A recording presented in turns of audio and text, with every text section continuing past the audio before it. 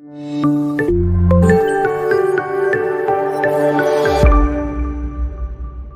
basically, the Euroflow meter is just a non-invasive way in which uh, the measurements of the urine can be done. That is, the urinary flow rate is basically what they're trying to do. And the indications for this, or the importance of this, is one, you could know the functioning of the bladder, and you could know also determine if there's a problem with the outflow tract. The other few things you need to know about it are just the parameters that they measure, just in case they want to ask that.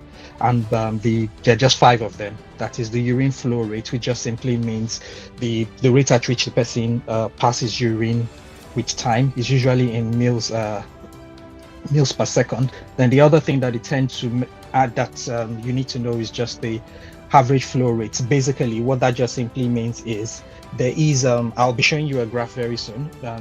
You know what, I'll just show you. Basically, if you have a look at this graph, if you look at the shaded portion underneath the curve, there is a maximum, which is usually called the Q max. That is the highest peak in which you can get to, and half of that is usually the average flow rate. Okay, and the next thing that they can ask you is the flow time. That just simply means the amount of time it takes the patient to empty the bladder.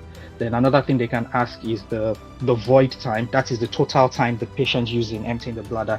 Like, you know, some people that have BPH, when they get to the toilet, before they start initiating, they have to wait for some few minutes. In those kind of people, their void time will be longer. And the other thing that they ask is just the volume. That is the total amount of urine the patient voided. Okay, so if you have a look at the graph that you're looking at, I'm very sorry, the labeling seems to be a little bit blurred, but I'll just try as much as possible to explain it. The very first thing you see there on the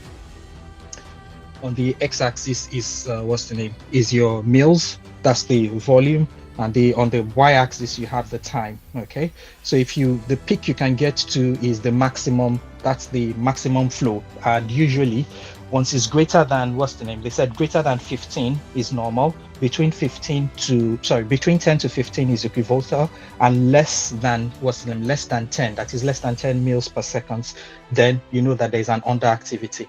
Okay, so that's the Q max. Then we've talked about the half. The shaded portion is the volume. Then the total time taken is known as the flow time, like I previously explained. And the time taken to get to your, what's the name, the time taken to get to your maximum flow also. Okay, so what are the indications? Why do we want to do this? Basically, it's used as a method of diagnostic. I'll give you an example. You started the patient on, what's the name? You started the patient on tamsulosin who's got BPH. You added, what's the name? You added finasteride to it.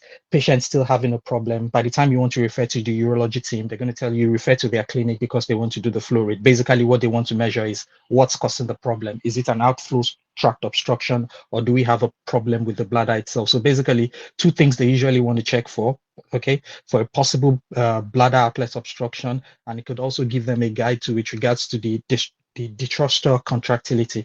Okay, I would just show you this graph. Just simply illustrates the different patterns that you can see.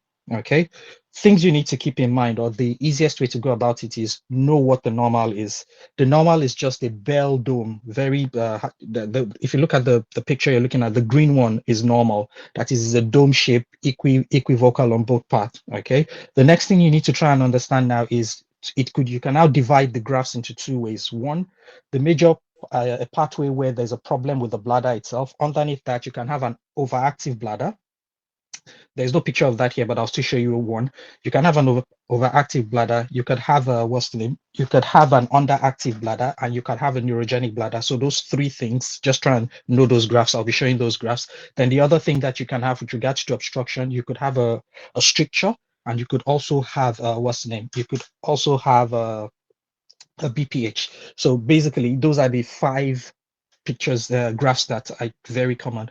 So good. So if you have a look at the first graph here that is labeled A, okay, if you look at it, it's dome shaped. Okay, so the first one there is normal. Okay, if you have a look at the second graph there, it's wide. If you look at the time, that is the the void time. If you look at the base, it's longer than the first one. Okay, so that's giving you, and that's going to basically tell you that this is an abnormal graph.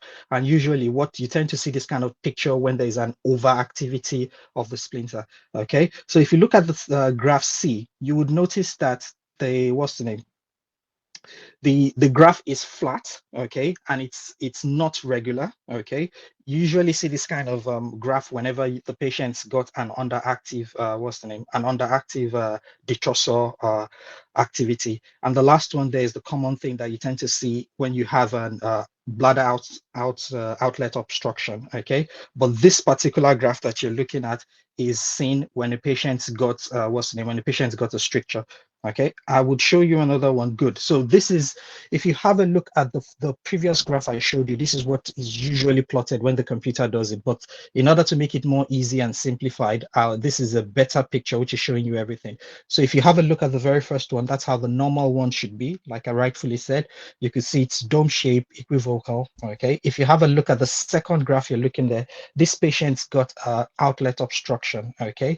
And most likely this patient's outlet obstruction is going to be due to a prostatic problem. Reason, if you notice, there's a wide space between, there's a long waiting time before the urine starts coming out. And by the time the urine starts coming out itself, it's not even able to get to, what's the name? It's not able to get to a very high margin, telling you that there's something wrong with the outflow. And also it's taking a longer time to empty, okay? If you have a look at the next graph there, this is just telling you anytime you see a graph that goes up, comes back, touch the baseline, goes up again, it's like an intermittency. Just know that that patient's got a neurogenic bladder. Okay. And the next one you have here, another thing you need to understand is this patient's got an overactive, what's the name, an overactive bladder. The dome shape is usually very tall and peaked, and it's going to come down descending. That one's very easy to identify. Then the last graph here, usually in stricture. The way you're going to identify the stricture is the patient's going to take a little while to start. He's not going to get to a very tall peak. He's going to maintain a plateau because the stricture is uniform, and he's going to descend. Also, this patient is also going to have a very long void time. So what I will do here is I will show you another one. Good. So if we look at this with a little I've explained, this is very obvious. If you look at this stuff, it's a very tall peak. Okay. The Q max here, that is the time taken for it to get to the maximum flow, is very high. So you know this is an overactive bladder. Okay.